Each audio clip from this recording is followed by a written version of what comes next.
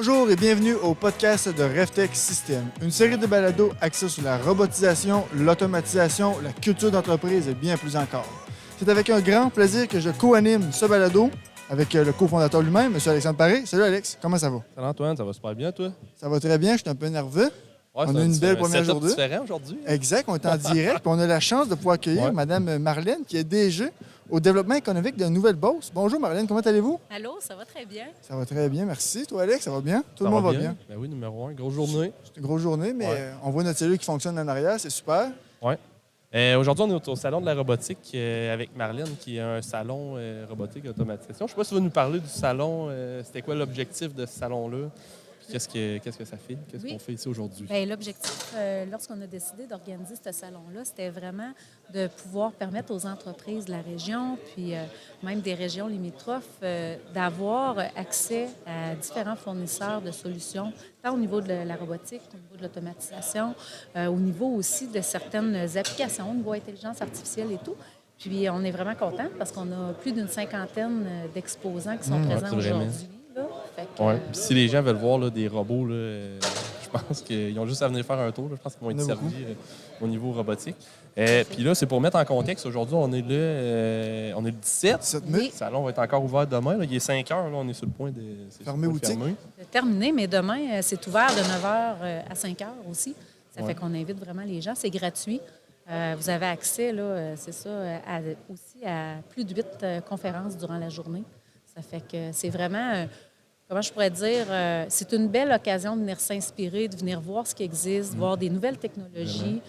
C'est vraiment une belle occasion. Oui, puis vraiment une super organisation. C'est la première année, le Salon de la robotique. Là, vraiment, en tout cas, je suis super impressionné. En termes de salon, là, on en fait quand même beaucoup. Là, puis c'est très, très impressionnant de voir. Oui, puis on a parlé tantôt, c'est assez spécifique comme sujet. C'est pas généraliste. C'est que les personnes qui viennent ici, ils savent qu'est-ce qu'ils vont venir voir. Et ils ont des objectifs en tête. Puis, ce qu'on vous l'a dit tantôt, j'ai cru entendre qu'il y a des personnes qui sont descendues de Montréal, de Grimby. Oui, la Gaspésie aussi, on a des gens de la Gaspésie. Exactement. On a eu aujourd'hui, c'est plus de 400 quand même visiteurs, puis ils en viennent un peu partout, Drummondville, Trois-Rivières, on en a de Gaspé, on en a du Lac-Saint-Jean aussi. Donc, ça vient un peu partout du Québec. Là. Puis en termes de conférences, là, on a assisté à quelques conférences, dont le panel ce midi. Aujourd'hui, on avait quoi comme conférence? Il y avait une conférence de Guilvin qui était plus au niveau des sécurités machines. Okay. Après ça, il y a eu différentes conférences tout le long de la journée aussi. Puis ce midi, c'était vraiment là, une conférence avec un panéliste qui était vraiment sur implanter sans se planter. Parlons des vraies affaires. On sait que l'implantation de projets technologiques, des fois, c'est pas toujours simple. Il faut bien se préparer. Ça fait que c'était une occasion là, pour ça. Puis le panel ce midi, il y avait Guy Roy de PF, Industrie PF. Il y avait David Nadeau. Il y avait David Nadeau de l'entreprise Tactique. Puis il y avait aussi Nicolas Marcoux d'Armoire DLM. Puis c'était très pertinent là, pour avoir assisté au panel. Là. C'est vraiment, les gens ils ont vraiment partagé ouvertement leurs défis. Puis un peu leur vision, tout ça, ces gros projets-là. Puis cette évolution-là qui souvent va se faire sur le long terme. C'était super. Puis les questions du public aussi, c'était vraiment super, des questions très pertinentes. Oui, puis ce qu'on voyait aussi dans les discussions, là, nos panélistes qui disaient, là, des fois, ça ne donne rien de cibler vraiment le gros projet, mais des fois, de commencer à faire des petits projets, avoir des réussites, puis après ça, ça l'incite à en avoir d'autres aussi par la suite. En anglais, ils disent des quick wins, j'imagine, c'est ça qu'ils parlaient? Exact. Oui, on exact. parlait de quick wins. Puis c'est drôle à quel point aussi la valeur humaine est ressortie là, dans les 3 entreprises qui ont été présentées. Là, l'humain était vraiment partie preneur. Là, autant l'opérateur, l'opérateur, ils ont parlé vraiment beaucoup de journaliers qui sont maintenant des opérateurs. Puis je pense que Nicolas l'a bien mentionné. Il dit nos enfants grandissent avec des téléphones à taper sur des boutons. Fait que ce qu'on veut leur offrir en grandissant dans une entreprise manufacturière, c'est des boutons et des trucs à taponner un peu ici et là. Oui. Fait que j'ai vraiment bien aimé sa vision des choses. Sinon, est-ce que tu as eu des commentaires un peu de gens? On a eu plusieurs bons commentaires, tant au niveau des exposants, mais beaucoup aussi au niveau des visiteurs. Ils trouvaient ça très intéressant d'avoir un salon qui est vraiment plus spécialisé, où est-ce que le focus est vraiment au niveau robotisation, automatisation, plutôt qu'un salon où est-ce qu'on retrouve là, différentes fonctions. Là. Généraliste. Oui, tout à fait. C'est exactement ça. Ça fait que ce qu'ils nous mentionnaient, c'est que c'était comme une belle occasion, justement, de voir des fois les fournisseurs avec qui ils faisaient affaire, mais d'en découvrir des nouveaux aussi. Puis aussi de voir d'autres technologies. Là. Ça fait que ça les inspirait déjà là, pour mettre en place d'autres projets là, à venir dans leurs usines. Là. Parfait, super. Puis demain, il y a le midi, la conférence le midi va être avec vous, Ben, je pense, sur l'intelligence artificielle. Exactement. C'est une conférence qui est vraiment en lien avec l'intelligence artificielle, puis comment l'intelligence artificielle aussi peut régler, si on veut, un problème de pénurie de main-d'œuvre, ce qu'on connaît très bien au niveau de la région aussi. Vraiment. Je pense qu'on parle de ChatGPT à tous les soirs aux nouvelles. Fait que je pense que c'est d'actualité comme Tout sujet. à fait, tout à fait.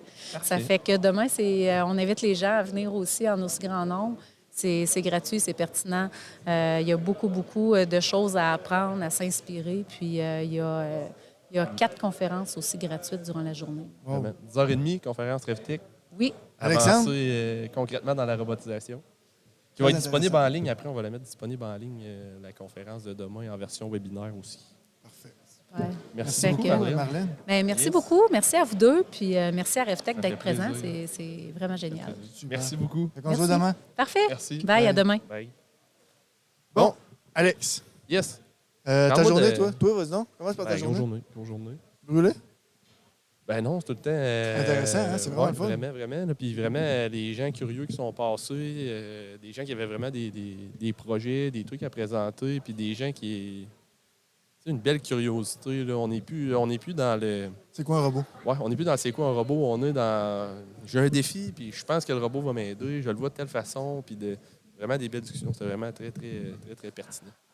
Puis côté RefTech, là, pour les personnes qui Ouais. écoutent ça le 17 pour le 18, là, dans le fond, ce que vous voyez virer à l'arrière, Vas-y, Antoine, les deux, je félicite les deux gars aux applications. ouais, Antoine on et voit, Éloi. on voit Euh, Éloi un peu dans le bas de l'écran. Si vous voyez la TV, là, Éloi rentre Ouais. donc un petit peu vers ici. On va le voir avec le casque. Encore rentre.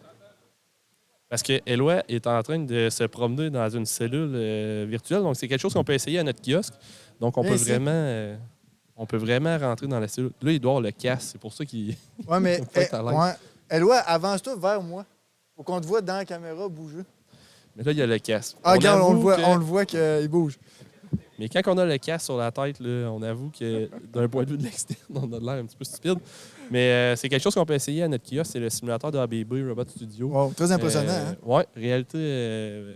Dans le fond, on va rentrer dans le monde virtuel du robot. On va être capable de prendre notre robot, de le déplacer, d'enseigner des nouvelles trajectoires, de voir s'il y a des collisions et ainsi de suite, de faire des fine-tune de différents points. C'est un nouvel outil de travail qu'on commence à travailler chez RefTech. Fait que, on voulait montrer les possibilités qu'on pouvait voir, puis vous faire rentrer à l'intérieur d'une cellule RefTech. Là, Grandeur nature. grandeur C'est un nature. gros robot, je pense qu'il est là. Oui, hein. c'est un IRB 6700 qui est un robot immense à l'intérieur d'une cellule qu'on a fait là, il y a une couple d'années là, Exact. chez RefTech. Et ça, c'est une des choses. À l'écran, je ne sais pas s'il va être à droite ou à gauche. Là. Nous autres, ça semble Ouais. être à droite. Bref, ici, on a un robot collaboratif Universal Robot. Là, il est probablement Ouais. arrêté parce qu'il doit manquer de plaques pour fournir l'autre robot. On a une vision 3D au-dessus qui scanne, dans le fond, une boîte avec des plaques placées de façon aléatoire. Pour faire du bin picking, Exact. qui est de 3D. la prise en vrac. Donc, on va faire une imagerie 3D de la bin. Le robot va être en mesure d'aller chercher une pièce à la fois pour les singulariser sur le robot mobile. Exact, à l'aide du Puis, gabarit que vous voyez ici. Robot mobile, une fois qu'il y en a 4, le robot UR envoie une commande par un protocole de communication au robot mobile qui va parcourir. On a 2 points. Donc, en ce moment, là, si le robot mobile fonctionnerait, il serait capable de localiser Éloi, donc il le contournerait. Il irait à son objectif, son goal de dépôt. Puis ensuite, Ouais, il fonce. exact. Ben, en fait, il avancerait vers l'autre robot que vous ne voyez pas malheureusement, qui est un ABB GOFA, collaboratif aussi, Exact. qui vient vider en fait les plaques qui ont été préalablement mises et le robot retourne ses pas pour se refaire charger, ainsi de suite. Donc, notre job pour la journée, c'est de parler de projet, puis ensuite de s'assurer qu'on va revider notre bac de plaques dans Exact, notre bac une fois de temps initial en pour temps. notre démo. Donc, ça ressemble à ça. On vous invite demain, le 18, Yes. de 9h à 5h. On est dans le kiosque directement à l'entrée. On va être là toute la journée, fait que gênez-vous pas pour nous contacter. Et on vous laisse sur ces images de Éloi derrière qui se promène dans la cellule. C'est vrai que- virtuelle. On vous invite à venir l'essayer. On va être là demain pour vous présenter ça. Parfait. Merci, Alex. Merci Antoine. Bye. Bye.